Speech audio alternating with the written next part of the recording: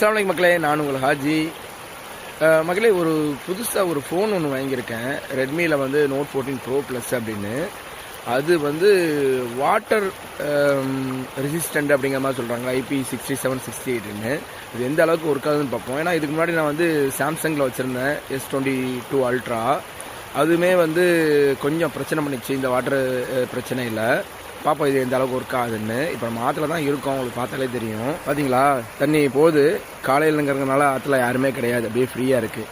இப்போ இது அப்படியே வந்து தண்ணிக்குள்ளே முக்கி பார்ப்போம் எப்படி ஒர்க் ஆகுதுன்னு. எனக்கே கொஞ்சம் பயமாக தான் இருக்குது, இருந்தாலும் ட்ரை பண்ணி பார்ப்போம்.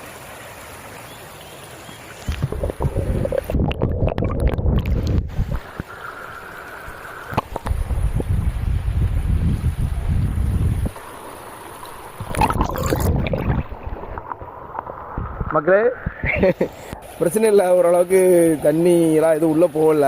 இது ரிசல்ட் எப்படி இருக்குன்னு தெரியாது. தண்ணி 2 தடவை 3 தடவை முக்கிட்டேன், பார்ப்போம். ஆனால் அந்த ஃபோன் வந்து நான் யூடியூப்பில் ரிவ்யூ பார்த்து என்ன சொல்லியிருக்காங்க அப்படின்னா, வாட்டர் ரெசிஸ்டன்ஸ் IP67 வந்து சூப்பர் ஃபோனும் அப்படின்னு.